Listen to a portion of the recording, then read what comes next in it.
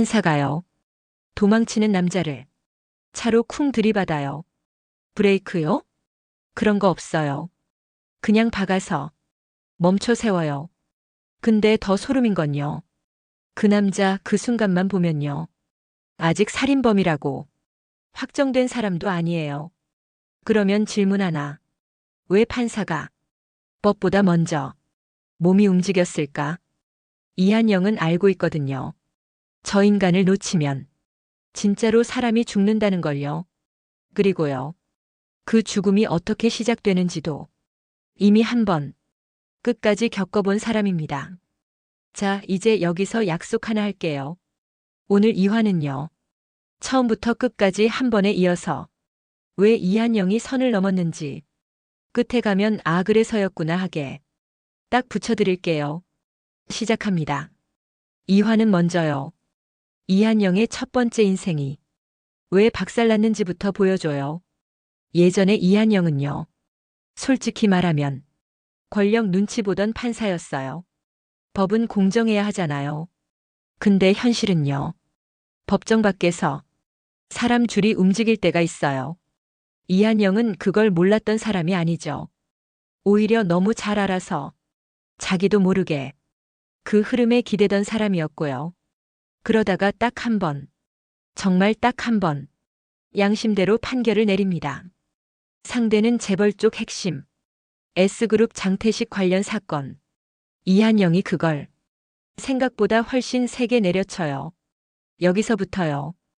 보복이 시작됩니다. 근데 이 보복이 대놓고 오지 않아요. 조용히 와요. 그래서 더 무섭습니다. 이한영은 판사 옷을 벗고요. 변호사로 새 출발을 하려 해요. 겉으로는 담담한 척하지만 속은 이랬겠죠. 이제라도 사람답게 살자. 이제라도 가족한테 떳떳하자. 근데 하필 그날이에요. 사무실이 살인 현장으로 변해요. 사람이 죽어 있고요. 상황이 기가 막히게 이한영한테 불리하게 딱 맞습니다. 여기서 찝찝 포인트. 누명이라는 건요, 여러분들. 그냥 억울해요로 끝나지 않아요. 딱 한 장면, 딱 한 상황. 그게 사람 눈에 찍히면 세상은 이렇게 생각해요. 뭔가 했겠지. 그러니까 무서운 거예요. 진실보다 처음 보이는 장면이 사람 마음을 먼저 잡아버리거든요. 바로 그때 검사 김진아가 현장에 뛰어옵니다. 김진아는 눈이 빨라요. 이건 냄새가 이상하다. 딱 그걸 잡아요. 근데요. 직감은 빠르죠. 근데 법은 증거가 있어야 움직이잖아요. 결국 이한영은 체포돼요. 살인 혐의로요. 판사였던 사람이 피고인석에 앉는 순간 공기가 확 차가워집니다. 피고인석은요. 그 순간부터 의심받는 사람이 되는 자리예요. 아무리 억울해도, 아무리 말해도 사람들은 속으로 한 번 더 생각하죠. 그래도 뭐가 있겠지.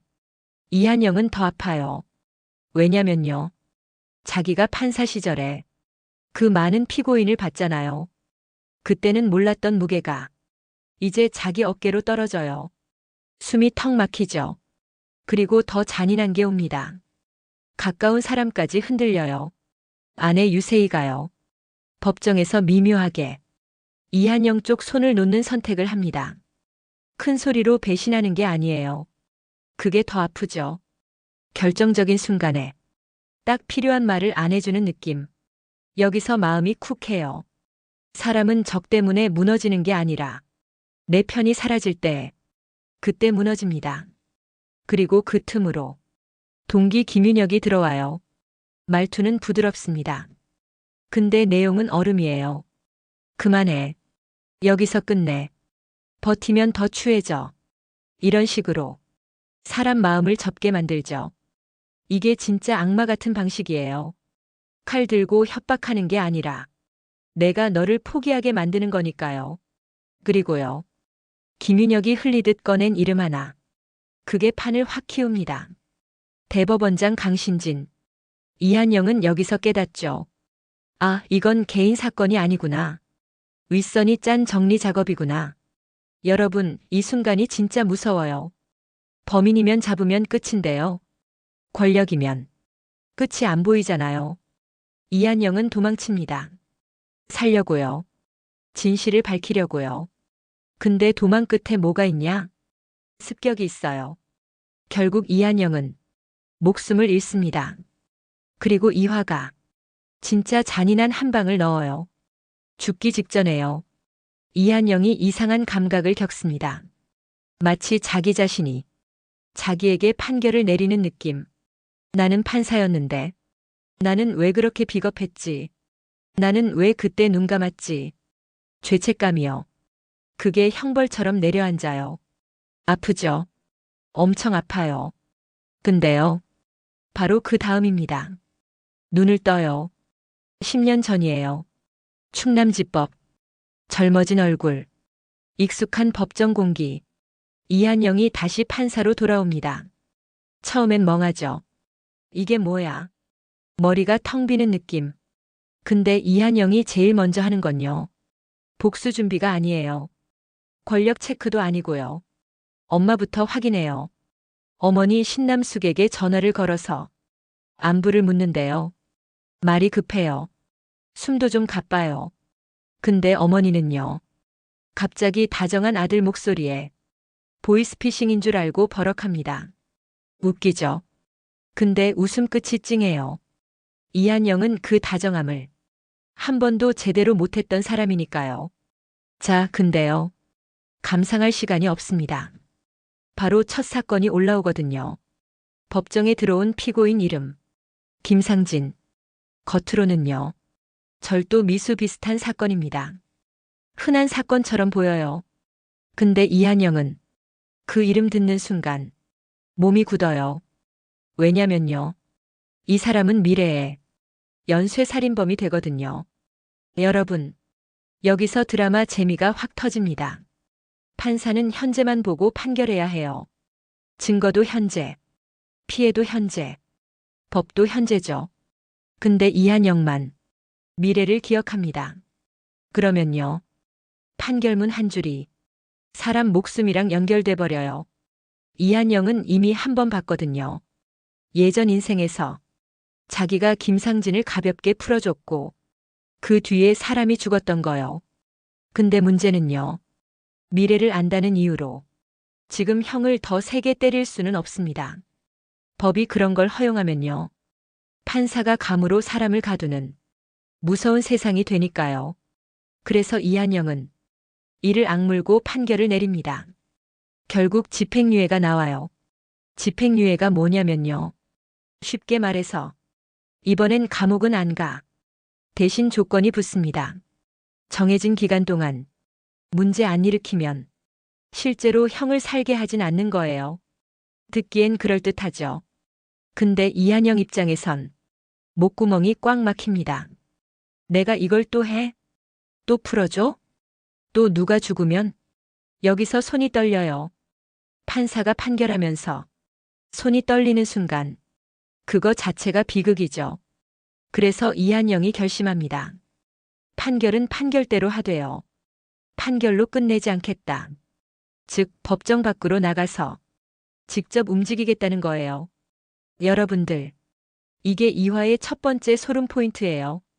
판사가 판결 이후를 책임지려는 순간이거든요. 원래 판사는요. 그렇게까지 하면 안 됩니다. 수사는 검사와 경찰이 하고 판사는 판결만 해야 해요. 근데 이한영은요. 이미 한 번 인생이 끝나봤잖아요. 그 사람한텐 규칙보다 결과가 더 무섭습니다. 그래서 이한영이 찾는 사람. 검사 박철우. 이한영은 박철우 앞에서 말을 길게 안 해요. 길게 하면 이상해지니까요. 대신 딱 이 느낌을 던집니다. 지금부터가 진짜야. 나 좀 믿어줘. 박철우는 처음엔 당황하죠. 판사가 와서 수사 얘기한다? 그 자체가 이상하잖아요. 근데요. 박철우도 느껴요. 이한영 눈빛이 겁먹은 눈빛이 아니라는 걸요. 확신이 있어요. 묘하게요. 둘은 어색하게 손이 잡힙니다. 공식적으론 어색한 조합인데 상황이 너무 급하니까요. 그리고 이한영은 기억을 더듬기 시작해요. 그때 어디서부터 꼬였지? 그때 어떤 신호가 있었지? 근데 이게 또 현실적이에요. 회귀했다고 모든 걸 100% 기억하진 않거든요. 조각조각입니다. 그래서 이한영은 확신과 불안 사이를 계속 오락가락해요. 내가 잘못 기억하면, 괜히 사람을 몰면 이 생각이 따라붙죠. 근데도 움직이는 이유는 하나예요. 놓치면 다시 죽는다.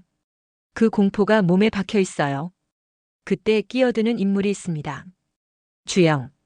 주영은 김상진에게 얽혀 있어요. 협박에 잡혀서 원치 않는 일에 끌려다니는 처지죠. 여기서 이한영이 달라진 게 나옵니다. 예전 같았으면 주영을 그냥 도구로 봤을지도 몰라요. 필요한 말만 뽑고 끝. 근데 지금의 이한영은 그렇게 못해요. 엄마 전화 한 통에도 가슴이 찔린 사람이잖아요. 사람을 사람으로 보게 된 거죠. 그래서 주영을 몰아붙이지 않습니다. 숨 쉴 틈을 줘요. 지금 말하면 여기서 끝낼 수 있어. 지금 숨기면요, 나중엔 더 무서워져. 이건 회유가 아니라 현실을 알려주는 설득입니다. 여러분, 범죄는 늘 약한 고리부터 잡고 커져요. 그게 참 잔인하죠. 주영이 바로 그 약한 고리였고, 이한영은 그 고리를 지금 끊어내려는 겁니다. 주영이 흔들립니다. 겁이 나는데도요. 이한영 눈빛이 진짜라는 걸 느끼죠. 그리고 결국 단서가 나옵니다. 수사팀이 확인하는 순간 냉장고에서 시신 일부가 발견돼요. 여기서 공기가 바뀌죠. 이제는 말이 아니라 증거가 생긴 겁니다. 박철우는 바로 움직입니다. 이럴 때는 속도가 생명이에요. 도망칠 것 같으면요. 진짜 빨리 잡아야 하잖아요.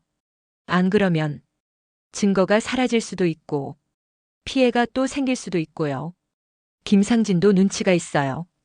분위기가 달라진 걸 알아차립니다. 그리고 튀어요. 바로 도주합니다. 자, 여기서부터는 추격전이에요. 말이 줄고 숨이 거칠어집니다.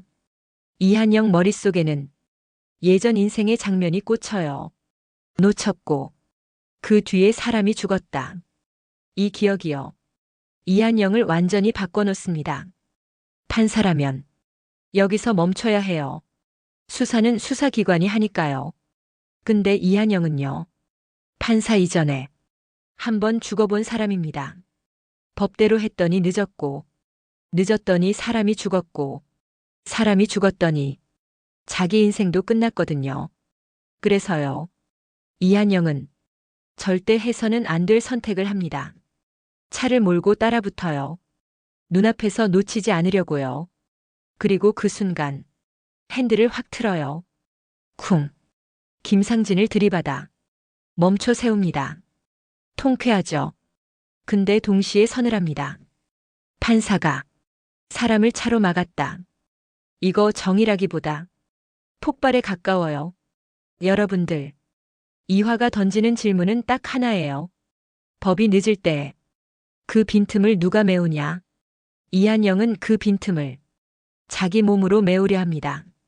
근데 그게 정말 옳은 건지는 아무도 확신 못하죠. 왜냐면요. 선을 한 번 넘으면 다음 선은 더 쉽게 넘어지거든요. 오늘은 범인을 막기 위해서였지만 내일은 분노 때문일 수도 있고 모레는 복수 때문일 수도 있어요. 그래서 이 장면이 통쾌하면서도 찝찝한 겁니다. 이한영이 정의의 사람이 아니라 위험한 사람이 될 수도 있으니까요. 그리고 더 무서운 건요. 이한영이 선을 넘는 순간 저쪽도 더 큰 선을 넘을 준비를 한다는 겁니다. 이한영이 상대하는 게 김상진 같은 개인 범죄자만이면 어찌어찌 버틸 수도 있어요. 근데 이한영은 이미 그 이름을 들었잖아요. 대법원장 강신진. 권력은요, 여러분, 도망치지 않습니다. 가만히 앉아서 사람을 움직이게 만들죠. 이한영은 이제 두 개를 동시에 상대해야 해요. 앞에서는 현실의 범죄, 뒤에서는 그 범죄를 이용하는 권력. 게다가 이한영은요. 자기가 뭘 당할지도 어느 정도 알고 있습니다. 누명이 어떻게 만들어지는지, 배신이 어디서 터지는지, 웃으면서 칼을 꽂는 사람이 누군지 대충 감이 있어요. 근데요. 안다고 해서 막을 수 있냐? 그건 또 다른 문제죠. 미래를 아는 사람은요. 늘 조급해집니다. 시간이 없어. 지금 막아야 해. 이 마음이 쌓일수록 이한영은 더 위험해져요. 그래서 이화 끝맛이 이상하게 씁쓸해요. 범인은 막았을지 몰라도 이한영 안의 선은 조금씩 무너지고 있거든요. 시청자 여러분, 이제 다음 회차가 더 무섭습니다. 3화에서 이한영은 정말 법으로만 싸울까요? 아니면 오늘처럼 또 한 번 법 밖으로 뛰어들까요? 그리고 오늘 차로 들이받은 그 한 번의 선택. 언젠가 재판정에서 이한영 발목을 잡는 올가미가 될지도 모릅니다. 권력은 기다리거든요. 내가 선을 넘었지? 그 한 줄로 사람을 무너뜨리려고요. 여러분들, 이한영이 진짜 싸워야 하는 건 범죄자 한 명이 아니라 그 범죄를 이용하는 더 큰 판일지도 몰라요. 다음 편에서 바로 이어가겠습니다. 구독해 두시면요. 끊기지 않고 쭉 이어서 들으실 수 있어요.